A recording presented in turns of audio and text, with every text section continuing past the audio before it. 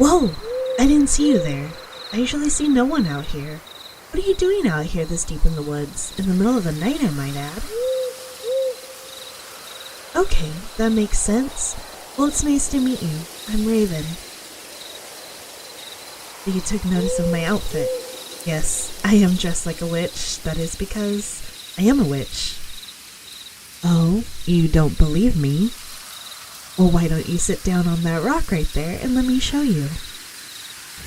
Yep, I just lit this campfire in front of you. You believe me now? Yep, I am a witch. Yep, I really am a witch. Oh, don't be afraid. I'm not one of those witches that puts curses on people or boils children. This is a form of art, not a form of cruelty. I can do all sorts of things. As I just showed you, I can create fire, but I can fly with my broom. I can make things appear from thin air. It is essentially magic. So what am I doing out here, you ask? Well, I was looking for some more crystals from my magic. I can sense it's around here somewhere. Oh, there it is. It is a bright purple crystal. It's so shiny. Well, I got what I was looking for. I'm done here. I better get back home. Oh, you don't want me to leave just yet? I see. You wanted to learn more about my magic. Well, it's difficult to show you everything right now. How about this? See that? I just created a flash of light. Apparently, I can learn to create a mini sun with that power. Oh, I got another good one. Now I just disappeared in front of your very eyes. I didn't turn invisible. I'm standing right behind you. I just used teleportation magic to move behind you. Yep, that is how skilled I am with magic. Say, since you're here and are so interested in my magic, do you want to come with me? Well, just hop on my broom and hold on to me tightly. Alright, brace yourself. I know you're a little nervous right now, but don't worry, you won't fall off. There's a full moon out tonight. It is casting its light among the forest below. It pretty much looks like something you would see in a dream from up here. We're here. Yeah, it's just a log cabin in the middle of this dense forest, but let's get inside. Welcome to my home, as well as my lab. Yeah, have all of these books laying around here. Even most of the books were written by me. How did I learn all this? Well, it's quite a strange story. I was looking around the forest. I wasn't looking for anything in particular, really stuff like abandoned household items. But I found this metal box one day. I opened it, and it was the first book that taught me magic.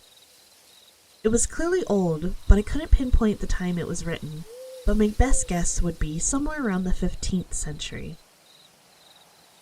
What was even more strange was that the book suggested the person who wrote this knew the art of magic was going extinct.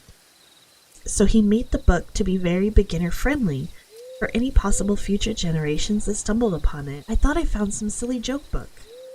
But the person who wrote it also seemed to acknowledge that anyone who stumbled upon it wouldn't take it serious. The book outright said, and I quote, "What you have discovered is not a lie, but you may be the one to rebirth this art." I decided to try it out because I just had to be certain. I attempted to cast my first spell with the mindset that it wouldn't work.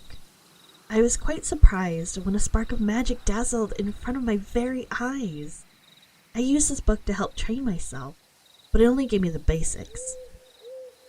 The book told me to figure this stuff out on my own, that it's important to learn things by experimenting.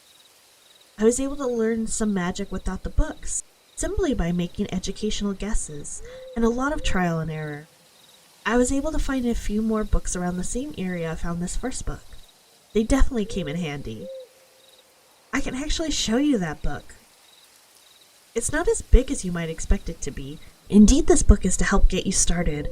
It even has some basic illustrations detailing how to do everything.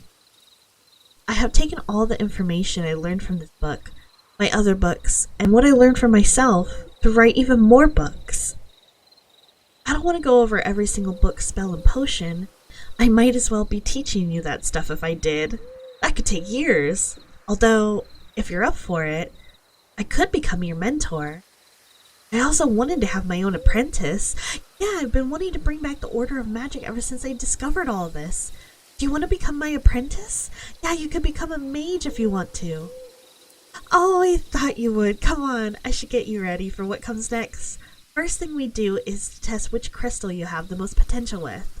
There are many colors of crystals that respond to magic, but each individual has their own color crystal that will respond better with them.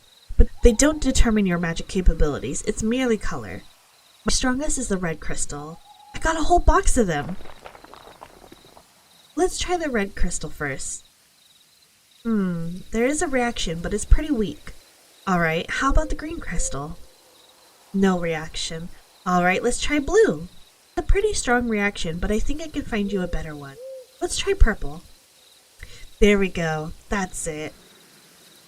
Alright, so this will be the crystal you train with. The next part is the clothing. Yes, fashion is important to being a mage. Here, I already got some clothes for you.